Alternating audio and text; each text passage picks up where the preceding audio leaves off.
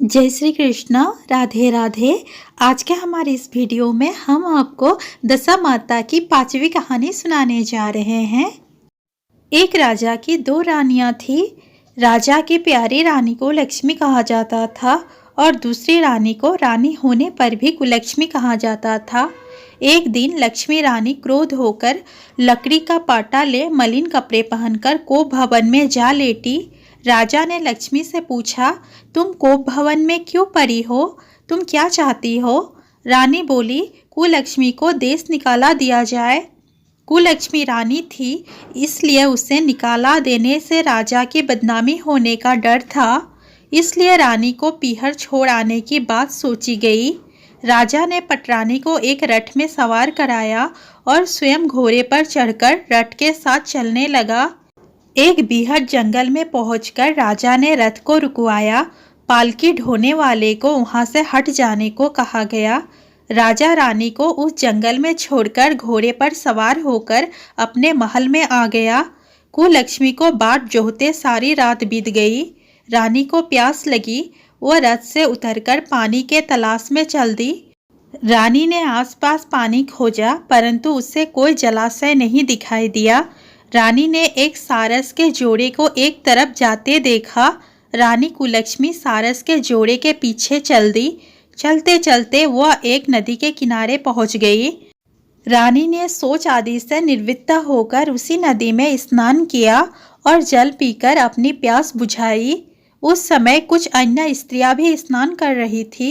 स्नान करने के बाद उन स्त्रियों ने दशा माता का डोरा लिया। उनके पास एक डोरा बच गया। उन्होंने रानी से डोरा लेने का अनुरोध किया। रानी डोरा लेकर अपने रथ में आकर बैठ गई। दशा माता ने रानी की परीक्षा लेने के लिए एक बुढ़िया का वेश धारण कर उसके रथ के पास आई। वो रानी से बोली कि बेटी, यहाँ बैठी क्या कर रही हो? रानी ने बुढ़िया से कहा, पहले तुम बताओ, तुम कौन हो? बुढ़िया ने उत्तर दिया, मैं तुम्हारी मौसी हूँ। तब रानी उसके गले लगकर रोने लगी। उसने अपनी विपदा भरी सारी कहानी बुढ़िया को बता दी।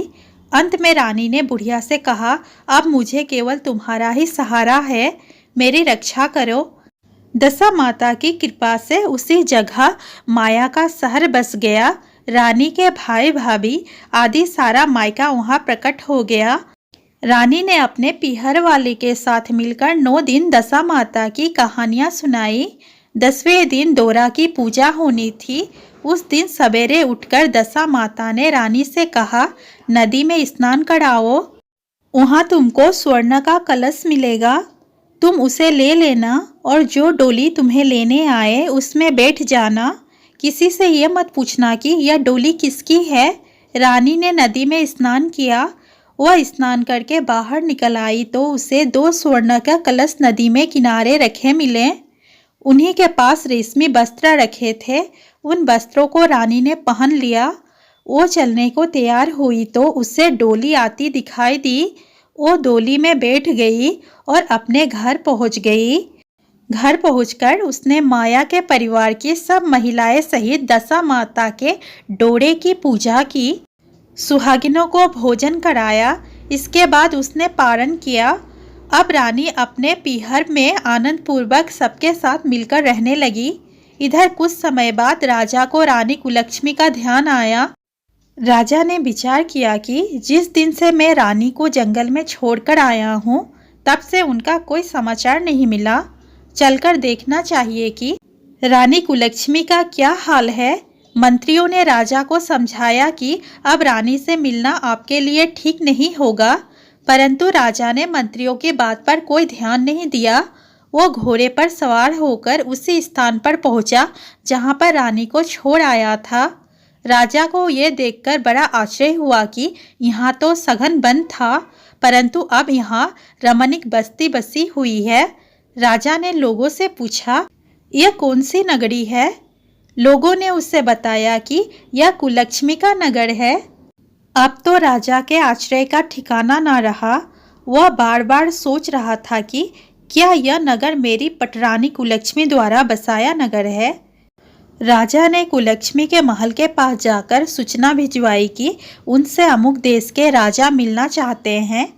रानी ने राजा को पहचान कर मिलने से मना कर दिया, परंतु मौसी ने उसे समझाया कि हिंदुओं में तो पति परमेश्वर माना जाता है।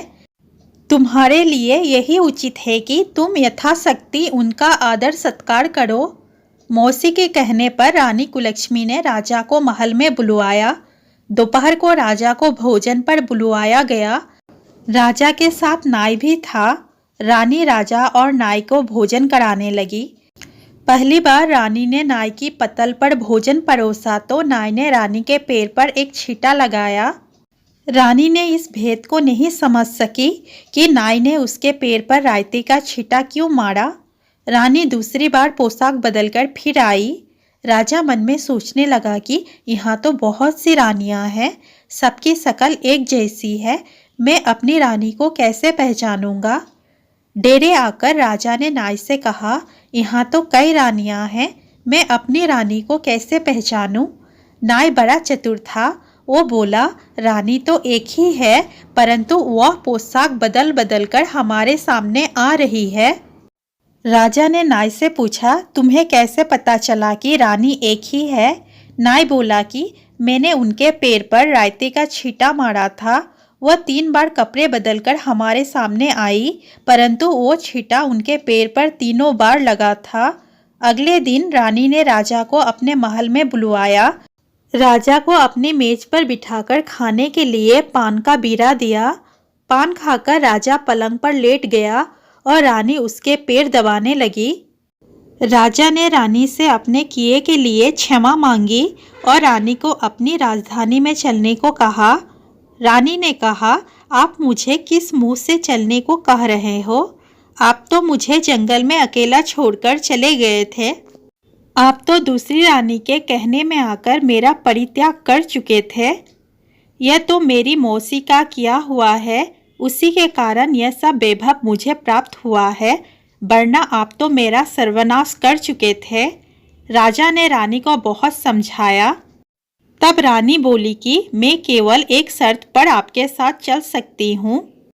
आप मेरी मौसी से कहेंगे कि यह नगरी आपकी राजधानी के पास पहुँचा दे, जिससे जब मेरा मन चाहे आपके पास रहूं और जब जी चाहे तो मौसी के दिए महल में चली जाऊं। मेरी मौसी बड़ी दयालु है, संभव है कि वो हमारी बात मान जाए। राजा ने दशा माता मौसी से प्रार्थना की।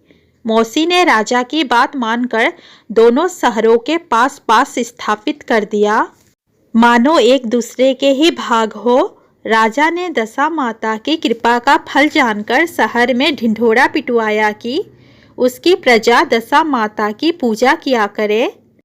हे दशा माता, जैसे आपने रानी कुलक्ष्मी पर कृपा की, वैसे ही कृपा सब पर करना। कहानी कहने वाले, सुनने वाले और हुंकारा भरने वाले सभी की मनोकामना पूर्ण करना। प्रेम से बोलिए दशा माता की जय। दोस्तों, वीडियो अच्छा लगा हो तो प्लीज़ वीडियो को लाइक, शेयर और चैनल को सब्सक्राइब करना ना भूलें।